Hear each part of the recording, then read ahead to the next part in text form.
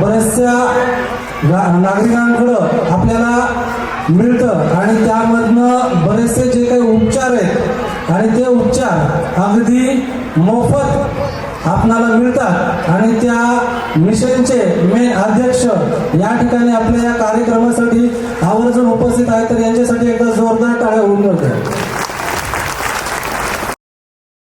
Shri doctor Omprakash Sadashiv Shete साहेब हे आपल्या कार्यक्रमाला प्रमुख पाहुणे म्हणून लाभले, हे खरं तर आपल्या सर्वांचे भाग्यच म्हणायला हवे. मित्रांनो, महाराष्ट्र राज्यातील आरोग्य सेवा प्रशासन आणि समाज कल्याण क्षेत्रातील एक प्रतिष्ठित युवा नेतृत्व म्हणून डॉक्टर ओमप्रकाश शेटे साहेब यांना ओळखले जाते. कडून त्यांना दिल्ली म्हणजेच डॉक्टरेट ही पदवी देऊन गौरव करण्यात आला आहे. समाजसेवा हाच खरा धर्म मानून आपल्या यशाचा प्रयोग इतरांचे आयुष्य सावरण्यासाठी करणारे व्यक्तिमत्व म्हणजे सन्माननीय श्री शेटे साहेब.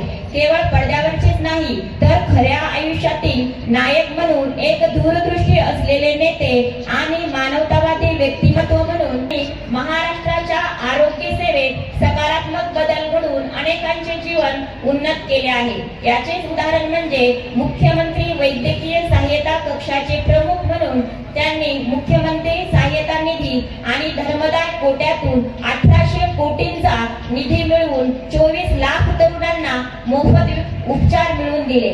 त्यांनी अनेक विद्यार्थ्यांनाही मोलाची मदत करून हजारो गरजू मुलांपर्यंत शिक्षणाची गंगा पोहोचवली आहे.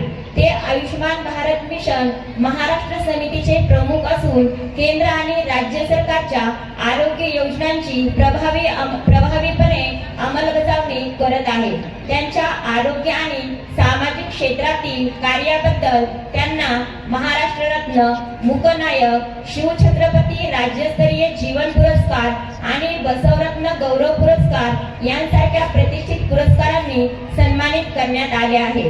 अशा या महान समाजसेवकाचा व संवेदनशील व्यक्तिमत्वाचा परिचय करून देताना मला अत्यंत आनंद होत आहे. अशा सर्वांच्या हृदय सिंहासनावर सदैव राज्य करणारे हृदय सम्राट सन्माननीय श्री डॉक्टर ओमप्रकाश शेटे साहेब यांना उपस्थित सर्वांच्या वतीने मी नम्रतापूर्वक विनंती करते की त्यांनी त्यांच्या विचारांनी आणि मार्गदर्शनाने आम्हा सर्वांना उपकृत करावे. तर जोरदार टाळ्यांच्या गजरात एकदा स्वागत करूया शेटे साहेब यांचे. मानसिकता आहे का आम्हाला ऐकायची? मला माहित असतं माझ्या माता भगिनी आमचं काहीच पाहायला आलेलं नसतात, त्यांच्या मुलांचं बोल कौतुक पाहायला आलेले असतात. पण एक वैशिष्ट्य या ठिकाणी वाटलं, सगळ्या माता भगिनी अतिशय उत्साहाने इथं आल्या. समाजाचा जो गाडा आहे ते ह्या माता भगिनीच चालवतात. जिजाऊंचा वारसा देखील ह्या चालवतात, म्हणून महाराष्ट्राची संस्कृती जिवंत यामध्ये मात्र शंका नाही. कार्यक्रमाला बराचसा उशीर झालाय, चिंपले ते सगळे विविध पात्र तुम्हाला पाहिजे त्याला सादर करणार आहेत, त्यांचं कौतुक करायचं. मी जास्त वेळ घेणार नाही. कार्यक्रमाला उपस्थित असलेले या संस्थेचे कार्यकारी अध्यक्ष चंद्रशेखरजी डिगे, नायब तहसीलदार शंकरप्पा बुरांडे, आमच्या माजलगावचे बादशे वैजनाथजी देशमुख सरपंच आहात. आम्ही सत्कार करत असताना उठत असताना तुम्ही सांगितलं की बसा, जेवढा मान पंतप्रधानाला असतो तेवढाच मान एका गावच्या सरपंचाला असतो, यातील मात्र शंका नाही. आजही तुम्हाला सह्या करण्याचे अधिकार आज तरी अबाधित आहेत. पंचायत समितीच्या सभापतीला असा कुठलाही मिळत नाही, पण तुम्हाला मात्र तेवढा हे आहे, मान आहे. माझे मित्र सरपंच भगवानरावजी कांदे, पत्रकार माझे मित्र बंडूजी खांडेकर, उद्योजक नागेश कानडे, आमच्या दिदरूडचे जावई किरण महाजन, प्रिन्सिपल आंबाड सर, ITIचे principal Vishwajeet Mahajan, Kulwe sir, Kadam sir, सर्व सन्माननीय व्यासपीठ आणि खास करून उपस्थित असलेल्या सर्व माझ्या माता भगिनी आणि मित्रांनो, मला कार्यक्रमाला ज्यावेळेस स्वागत करत होता त्यावेळेस एक वाक्य खूप आवडलं, मायेची शाल आणि प्रेमाचं फूल. बऱ्याच दिवसांनी असं वाटलं की माहेरची साडी नावाचा जो पिक्चर होता तसं काहीतरी तुम्ही करताय आणि खूप आनंद वाटला की तुम्ही ज्या पद्धतीने आमचं स्वागत केलं त्याबद्दल मी तुमचा सर्वांचा मनपूर्वक आभारी आहे. सुरुवातीला वाटलं की इकडं यायचं का नाही यायचं दुधा मनसिक होतो. सुरुवातीला स्नेहसंमेलनाचं निमंत्रण मला मिळालं. अनेक भागामध्ये महाराष्ट्राच्या अनेक भागात मी प्रवास करतो. आठवड्यात 5,000 किलोमीटर नाही चाललो तर मलाच करमत नाही. मी घरी थांबत नाही घरी. गोंदियापासून सिंधुदुर्ग पर्यंत आणि मुंबईपासून नांदेड पर्यंत जात असताना जिल्ह्यामध्ये थोडासा कमी प्रवास होतो. पण ज्यावेळेस इथं आलो आणि गोशाळा बघितली तर लक्षात आलं की पुण्य घ्यायला इथं आलोय. त्याच्यामुळे मी भावनेने कृतीत झालो. फार कमी माणसांना कळतं. मुळामध्ये तुम्ही हिंदू धर्माच्या संस्कृतीचा उल्लेख केला. संस्कृती जिथं लोप पावली तिथं तुम्ही सुरुवात केली. सगळ्यात लक्षात घ्या. सकाळी उठल्याच्या नंतर गायीचा अंबारडा आमच्या अंगणामधून यायचा. माता भगिनी तो सडा तिथं टाकायच्या आणि घरामध्ये अपवित्र ऊर्जा कधीही गायीच्या शेणाच्या ह्यानी येत नव्हती. हा त्या काळची संस्कृती आणि विज्ञानाची घातलेली सांगड होती. आणि आम्ही दूध तुमचे जनावर विकत गेलो. शेतकऱ्यांची मुलं काही नोकरीसाठी प्रयत्न करतायत, काही जण उद्योजकाकडे वळले. कधी काळी 1 नंबरला असलेली शेती आपण कनिष्ठ करून टाकली, नोकरी वरिष्ठ करून टाकली आणि व्यवसाय हा मध्यम करून टाकला. पण मला आनंद वाटला की तुम्ही संस्कृती जतनाचा जो प्रामाणिक प्रयत्न करताय. माझ्या मनपूर्वक शुभेच्छा. माझा परिचय देत असताना सूत्रसंचालक कन्यांनी मुख्यमंत्री वैद्यकीय सहायता कक्षाची जी धुरा माझ्या खांद्यावरती होती त्यावेळेस धर्मादाय उच्चाधिकार तपासणी समितीचा मी सदस्य होतो. माझ्या आयुष्यातला सगळ्यात चांगला कार्यकाळ कुठला जर असं विचारलं तर माननीय मुख्यमंत्र्यांनी ज्यावेळेस मला विशेष कार्यधिकारी नेमलं देवेंद्र फडणवीस साहेबांनी 2014 ते 19 असं सांगेल.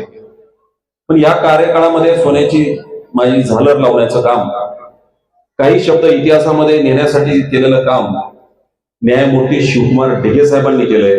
त्यामध्ये मला तीळमात्र शंका नाही. आम्ही अनेक ठिकाणी एकत्र अनेक हॉस्पिटलवरती धाड टाकल्या. शेवटी राजकारणाला प्रशासनाची साथ असली तर किती चांगलं काम करता येते हे त्यांच्या कृतीतून आम्हाला दिसलं. नानवटी हॉस्पिटलमध्ये ती एका भिकाऱ्याचा वेश परिधान करून तिथे गेले आणि त्यांनी हे केली. मी जसलोक मध्ये गेलो. पण आम्ही एकमेकाला पूरक असं काम करत होतो.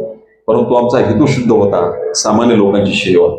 आज माननीय प्रधानमंत्र्यांच्या प्रधानमंत्री जन आरोग्य योजनेचा अध्यक्ष एवढी वाटचाल करत असताना त्यांची आठवण निश्चितच येते. माझी सर्वांना नम्र विनंती, स्नेहसंमेलनाला आल्याच्या नंतर मी पहिल्यांदा माझ्या योजनेचा बिलकुल लाभ घेण्यासाठी माझी विनंती की आपले राशन कार्ड सगळे अपडेट करा आणि आयुष्यमानचे कार्ड काढून घ्या.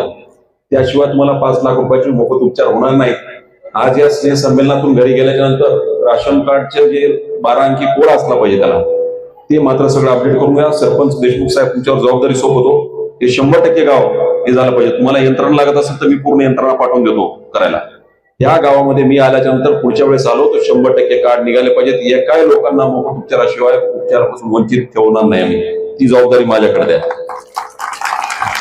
मला गोशाळा बघितल्यानंतर आदर्श काळसिद्धेश्वर स्वामींची आठवण झाली, जे माझे आध्यात्मिक गुरु आहेत. त्यांच्याकडे 1,500 ते 2,000 गायी आहेत. देशी वंशाची पूर्ण त्यांनी इतक्या चांगल्या पद्धतीने जतन केलं. करोडो रुपयाचा खर्च होतो पण ते थकले नाहीत.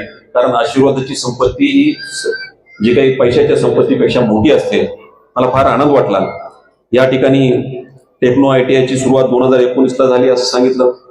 मी या ठिकाणी माझ्या माता भगिनी आणि उच्च शिक्षित असलेली कुठली मुलं जी परदेशात जाणार असतील किंवा मुंबई पुण्यासारख्या आमच्या कन्या जाणार असतील त्यांना पैशामुळे कुणाला अडचण येत असेल तर कधीही माझे दार रिकामेत. शनिवार रविवार मी माझ्या गावाकडे असतो. बिलकुल न लाजता माझ्याकडे या. मी त्यांच्या शिक्षणाची उच्च शिक्षणाची व्यवस्था करून देईल.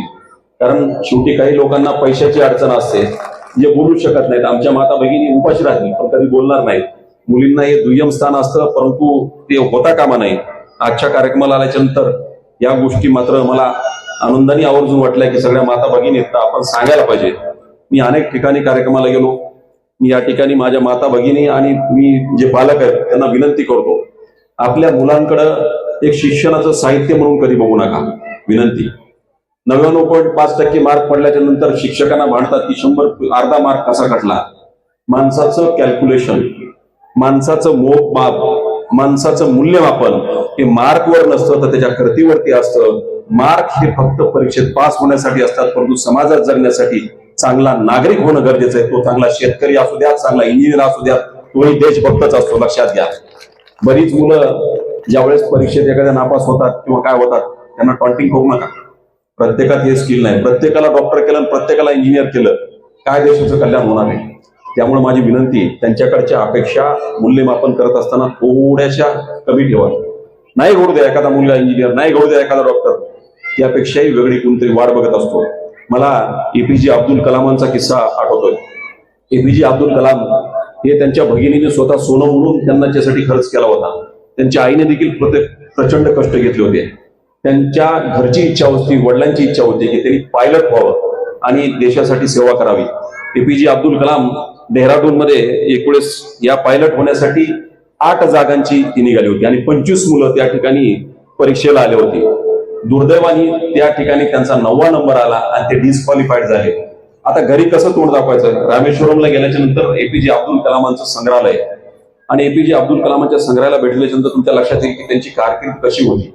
एक विचार करा, त्यावेळेस त्यांचा 9वा नंबर आला, ते घराकडे परतावेत का नाहीत अशा ठिकाणी ऋषिकेशला हिंदू संस्कृतीच्या वातावरणामध्ये जगलेले एपीजे अब्दुल कलाम यांच्यावरती एक वेगळा पगडा होता.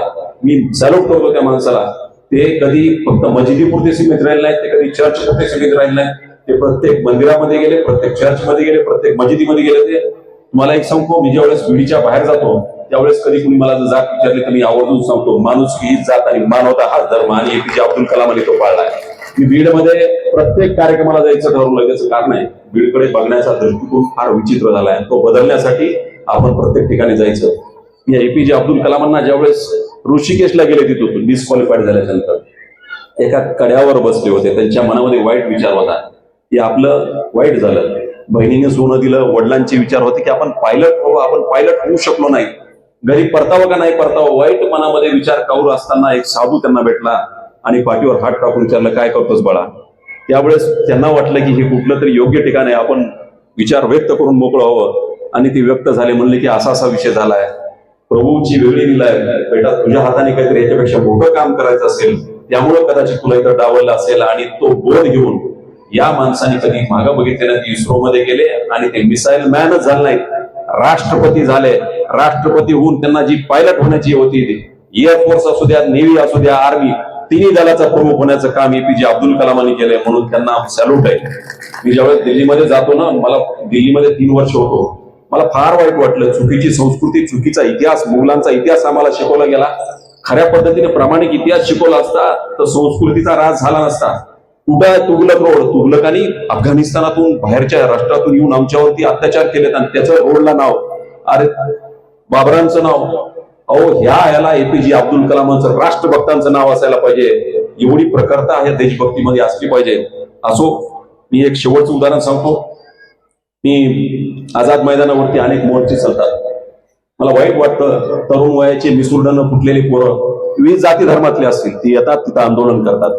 ज्या वयामध्ये आपली मुलं घडवायची असतात ना, आपल्या मुलांकडे नीट लक्ष द्या. अरे रडत बसू नको, तू लढत राहा, लढत तिथं नको राहू, लढत या मातीमध्ये राहा. ही माती सोन्याची खाण आहे. ही माती छत्रपती शिवरायांचा 350 पेक्षा जास्त केलेला वारसा आहे. एक वेळेस औरंगजेबाने सांगितलं होतं, ज्यावेळेस 1680 ला छत्रपती शिवरायांचं निधन झालं, 1689 ला छत्रपती संभाजी महाराजांची क्रूर हत्या झाली आणि 1700 ला छत्रपती राजाराम महाराजांचं देहावसन झालं, त्यावेळेस औरंगजेब म्हणाला होता, तीनों छत्रपती गए, ये बहु बेटी आप क्या लढेगी. आणि याच मातीमध्ये महाराणी ताराराणी त्याला नैराश्याच्या पोटी गाडलं. हा महाराष्ट्राचा इतिहास आहे, लक्षात घ्या.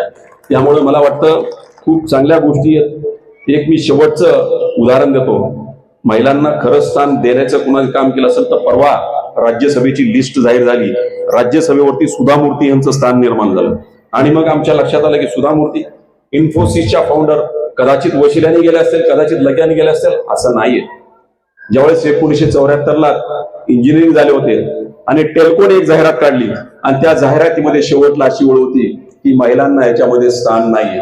1974 ला जी.आर.डी. टाटांना सुधा मूर्तींनी पत्र दिलं, या देशाच्या इतिहासामध्ये जेवढं योगदान स्त्रियांचं तेवढंच पुरुषाचं आहे, त्याच्यामुळे तुम्ही याच्यामध्ये भेदभाव करू नका. त्या पत्राची उतराई अशी आली की त्यांना मुलाखतीला बोलावं झालं आणि या टेल्को मधल्या पहिल्या इंजिनियर होण्याचं भाग्य त्यांना लाभलं. त्यांनी इन्फोसिस सारखी कंपनी 1,70,000 कोटी रुपयाचा ट्रान्झॅक्शन आज आहे. बिल गेट्स जे जगाला इतका करोड रुपयाचा CSR देतात, त्याचा ऍडवायझर म्हणून सुधा मूर्तींचं नाव आहे. एक स्त्री काय करू शकते याच्यासारखं चांगलं उदाहरण कुठलं नाही. म्हणून या देशाचा इतिहास होत असताना आमच्या स्त्रिया, आमच्या पुरुष याच्यामध्ये भेदभाव करू नका. बीडची चाललेली ही संस्कृती स्नेहसंमेलनासारख्या कार्यक्रमाने तुम्ही एकत्र आणताय. सगळे पात्र मुलांना रंगवू द्या. त्या पात्रामध्ये माणुसकी शिकवा, माणुसकी शिकवा आणि मानवतेपेक्षा कुठलाही वेगळा धर्म नाही हे सातत्याने शिका. तरच ही कुठेतरी आपली महाराष्ट्राची संस्कृती जतन होईल. मी सातत्याने सांगत असतो, ग्रामीण भागामध्ये जे सप्ते चालतात मला आनंद वाटतो. त्या सप्त्यामध्ये सर्व धर्म जातीचे लोक एकत्र येऊन त्या सप्त्यामध्ये एकत्रित होतात. स्नेहसंमेलन हे त्याच्यापेक्षा मोठं साधन आहे. कारण या वयामध्ये तुम्ही जर बाळकडू या मुलांना दिला तरच ही मुलं देशभक्त होतील. माझी विनंती, मार्क किती पडले त्याच्यामुळे मूल्यमापन नाही पडलं पाहिजे. महाराष्ट्राच्या इतिहासात असू द्यात, ह्याच्यात असू द्यात, ही मुलं चांगल्या पद्धतीने विचाराचा वारसा घेऊन, या शाळेचा वारसा घेऊन, या ठिकाणच्या चांगल्या पुरुषांचा वारसा घेऊन आपल्या लोकांना एक चांगला विचार देण्यासाठी हे करावेत. हे सगळ्यात मोठं मूल्यमापन असेल.